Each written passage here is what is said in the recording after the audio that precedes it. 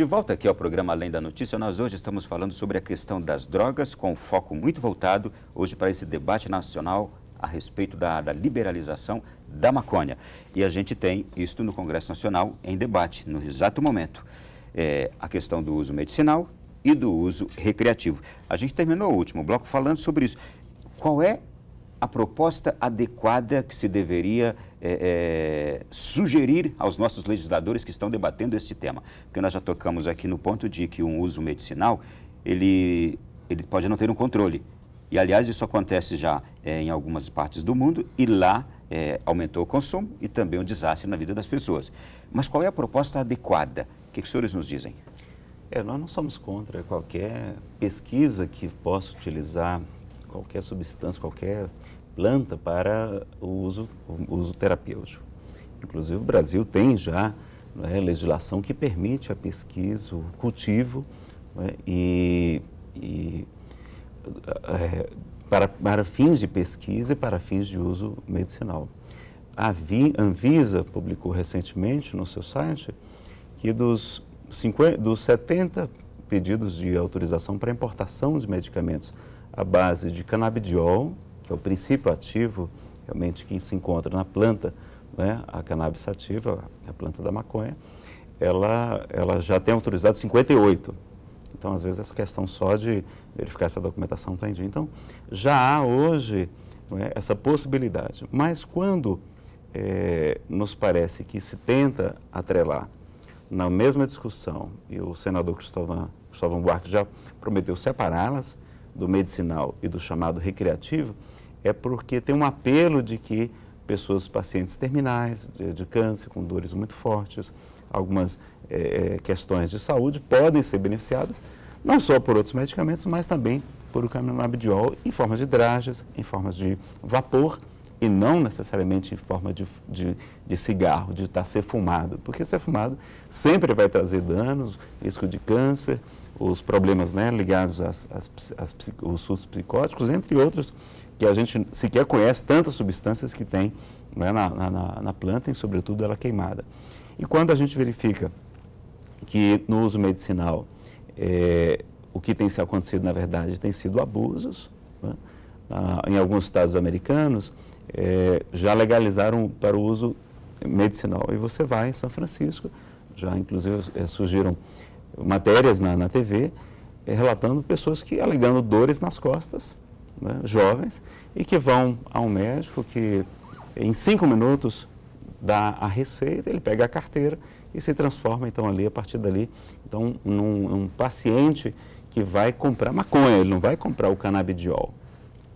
Então, ele não vai comprar o comprimido, ele vai escolher nas imensas lojas, e hoje com uma série de produtos atrativos para crianças, ou seja, nós temos balas, chocolates, pães, alimentos e uma série de outros com embalagens muito atrativas para oferecer, e claro que isso seduz não só o pessoal adulto, mas sobretudo o adolescente e até mesmo crianças. Houve um caso recente de um rapaz que morreu, ele caiu do seu edifício porque tinha comido uma barra de chocolate contendo maconha. E a empresa disse, não, o problema foi que ele não podia ter comido a barra de chocolate inteira, porque a barra de chocolate tinha um conteúdo de THC muito grande, realmente ele ia ficar com perturbação, porque a maconha é uma droga perturbadora da coordenação motora, visual, e isso também é tranquilo na medicina. E ele tinha que ter comido no máximo um pedaço, não é? Então, imagine você dizer para uma criança, para nós que temos dificuldade de controlar até para fazer um regime, dizer, não, você não pode comer um pedaço maior de chocolate. Então, vejam a que ponto estamos chegando. Investidores internacionais, interessados no lucro, têm utilizado. Então, nós estamos talvez no Brasil, Ronaldo, e hoje, em boa parte do mundo, talvez cometendo o mesmo erro que cometemos com o cigarro, com o tabaco. Então, se alegava que era bom, era relaxante, que ajudava a combater a ansiedade. Saiu propaganda dos médicos, preferem não uma das marcas Camel, uma marca americana. Então, assim, todo um movimento como também a princípio ninguém sabia os efeitos da cocaína e se utilizava ela como anestésico, enfim. Então a gente fica com muito receio porque ninguém chama morfina de heroína medicinal. E as pessoas têm chamado maconha medicinal. Não existe maconha medicinal. Existe canabidiol, existe o próprio THC, que pode ser utilizado em alguns casos eventuais. Existem outras drogas que podem substituí-la, também com muitos bons resultados. Né? Há pesquisas em avançando sobre isso. E os efeitos colaterais da utilização dessas drogas, né? Que às vezes está se ministrando para uma criança com surto de epilepsia, mas como é que vai ser depois, não é? O que pode acontecer depois com o uso dessas substâncias que a gente ainda pouco conhece. Então, qual deve ser a prudência, o método, a regulamentação?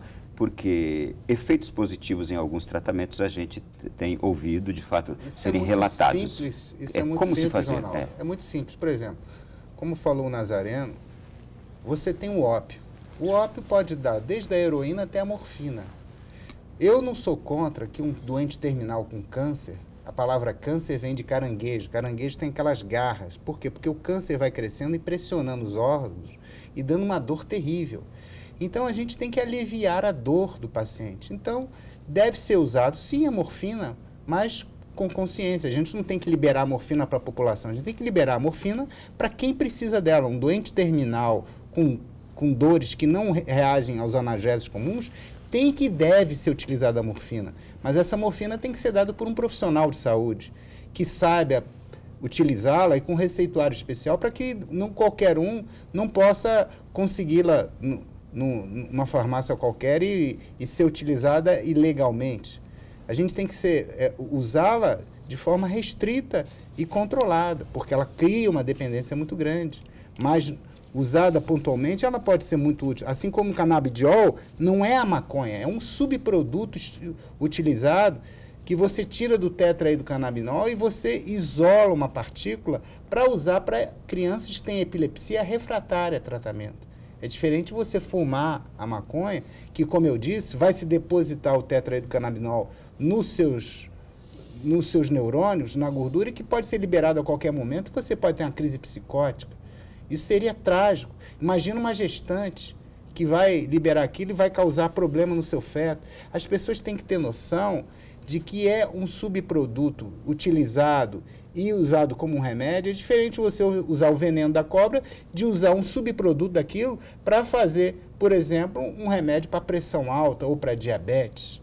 Né? É diferente você usar o veneno da vespa, né, do que usar um subproduto dela, como a UNB está fazendo, para combater a dor, para combater a doença de Parkinson. É diferente. Você não vai mandar o cara ser picado por vespas, você vai dar um produto e vai usar aquilo na doença de Parkinson.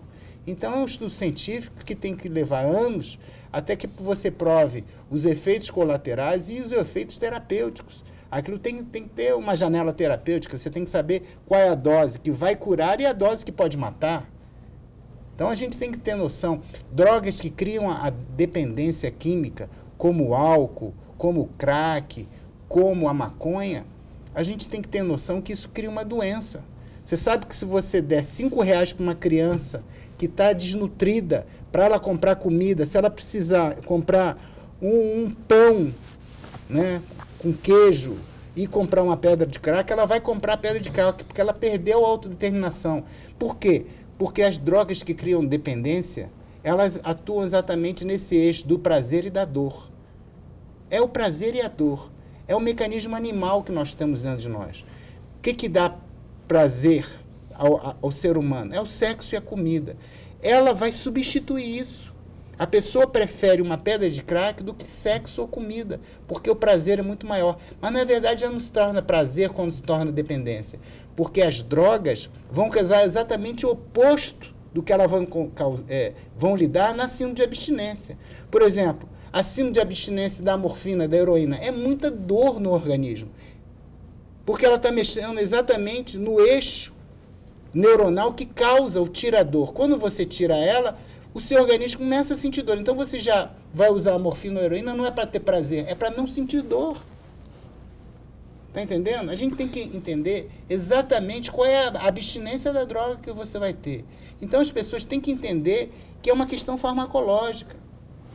Por exemplo, quando uma pessoa precisa de um crack e tem uma pessoa na frente, pode ser até o pai ou a mãe, ela perde a autodeterminação. Ela vai matar uma pessoa para conseguir aquilo, porque o que ela está sentindo de dor, de desconforto é tão grande que ela perde até essas contencionalidades ou até a repressão de entender o que é certo e o que é errado.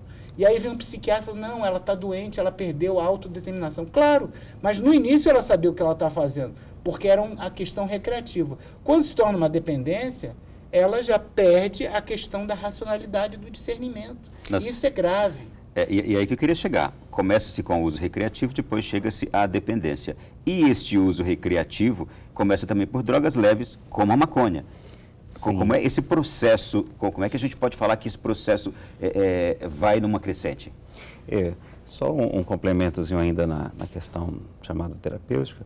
Vejo a dificuldade que nós temos de fiscalizar no Brasil pesquisas do LENAGE, Levantamento Nacional de Álcool e Drogas, 2009, 2012, demonstram que 83% dos adolescentes com cerca de 13 anos de idade, quando vão comprar bebidas alcoólicas, sequer lhe pedem a identidade. E eles compram, dizendo inclusive que é para consumo próprio. Cigarros, do mesmo modo. Então, o nosso país, com a sua dimensão continental, com todas as suas desigualdades sociais, com a falta de aparato de fiscalização, de pouco efetivo nas polícias e tudo, nós não temos, primeiro não temos repressão efetiva, nós não temos prevenção, nós não temos educação, nós não temos uma série de questões e não temos tratamento depois para essas pessoas. Então, o próprio doutor Fernando Henrique Cardoso, que tem sido um dos pesquisadores e defensores da legalização, ele diz, olha, o Brasil não está preparado para legalizar a maconha, porque ele sabe também, né, das consequências. Então, essas nossas crianças, nossos jovens vão continuar tendo acesso, né, o tráfico não acaba, o tráfico continua, porque a maconha representa muito pouco do traficante, ela é como se fosse aquilo que para ele é até complicado transportar, porque ela é muito grande, ela é muito mal cheirosa, não é? Ela é fácil de ser detectada pelo volume, pelo mau cheiro, e os cães farejadores e tudo. E ele vende a maconha, mas ela só representa cerca de 20% em torno do faturamento com drogas, porque realmente o que dá lucro são as drogas mais caras, como a cocaína, a heroína, o êxtase e outras, e também o crack, que é a cocaína, né, um subproduto da cocaína terrível, o oxi também. E cada vez estão descobrindo novas drogas, né, mais fáceis de carregar e umas que a gente não tem nenhuma questão nem de legalização, nem de criminalização, porque existem laboratórios que estão cada vez descobrindo mais. Por exemplo, LSD pode vir num selo, né, que você dá para uma criança e a criança não tem noção. Ou seja, é fácil o transporte, fácil acesso e a pessoa não tem nem como descobrir, porque não tem cheiro, não tem sabor, não tem nada. É diferente da maconha, que ela vem em grandes quantidades, qualquer cão policial treinado é fácil de detectar. Aproveito também a questão só para a gente perguntar o seguinte, nossas fronteiras, é a grande porta de entrada das drogas no Brasil e a maconha, por ser esta principal, de fato esse problema de falta de polícia de fronteira? Também, não é, o nosso efetivo é mínimo, na Polícia Federal não temos ainda condição para, são 17 mil quilômetros de fronteira seca com os 3 principais produtores de drogas do mundo. Colômbia, Bolívia, o Paraguai em termos de maconha, além das próprias plantações aqui no Brasil. Então, vejam que e hoje também nós não temos só os grandes traficantes, mas uma grande rede de pequenos traficantes. Aconteceu um problema muito sério. O propósito da lei era positivo. Em 2006, houve uma alteração na legislação penal brasileira para não mais criminalizar, não mais encarcerar, porque continua sendo crime o consumo, o porte de maconha e de qualquer outra droga. Mas a pessoa não vai mais presa. Ela vai ter medidas socioeducativas e não é obrigada a fazer um tratamento. Antes dessa transição, houve uma legislação, não é, chamada justiça terapêutica, que dizia, olha, a pessoa que está, não é, utilizando uma droga, que tira o seu autodiscernimento, que está gerando prejuízos para a sociedade, porque ele não está realmente somente gerando malefícios a si, mas ele tinha então, uma obrigação do tratamento. No Rio Grande do Sul, eles tiveram êxito em até 70% dessas pessoas na justiça terapêutica. Mas a legislação foi novamente alterada para quê? Para que descarcerizasse, e hoje nós temos realmente até uma falsa ideia, porque do ponto de vista moral, quando se legaliza ou quando se diz, olha, não, e os jovens acreditam até que não é mais crime, apesar de ser, e eles fumam em eventos públicos, na frente dos policiais, é uma coisa hoje que a Cracolândia é uma demonstração a céu aberto de que, na prática, nós já temos a legalização. Porque ninguém ali vai preso por conta disso. Os policiais estão impotentes aqui. Estão impotentes. Assistindo. Assistindo, não é? E não temos nem condição, porque a rede pública não oferece tratamento. Né? Tem que ser clínicas privadas e caras, e nem sempre com a melhor orientação. Então, o governo brasileiro, para tomar qualquer medida desse tipo, ele teria que realmente analisar todas essas questões e compreender que se a maconha, não é, pode ser pesquisada para utilizar, como já existem essas medicações, e elas podem ser autorizadas pela Anvisa para a sua importação, não é, e que as pessoas tenham já o acesso, e ela pode até talvez facilitar essa questão, em questão de redução de impostos e todas as facilidades na tramitação, ela não pode banalizar o ponto de dizer, não, nós vamos legalizar o uso chamado medicinal, porque passa a impressão para a população que, primeiro, se é legal, é moral, é bom, não é? E nós teríamos ainda a questão de quê? Do uso de mais de 80% dos estudantes do último ano, né, de ensino nos Estados Unidos confessaram que adquiriram, né, maconha de outros pacientes, porque eles são menores ainda de idade, eles adquiriram maconha através de outro paciente, de uma receita que ele medicinal. tinha de uso medicinal para consumo próprio. E outra coisa... Eu só vou pedir aos senhores que a gente continue no próximo bloco, que já estouramos esse bloco aqui. Eu gostaria de falar também no próximo bloco sobre políticas de prevenção e redução desses danos, se existem e como devem funcionar.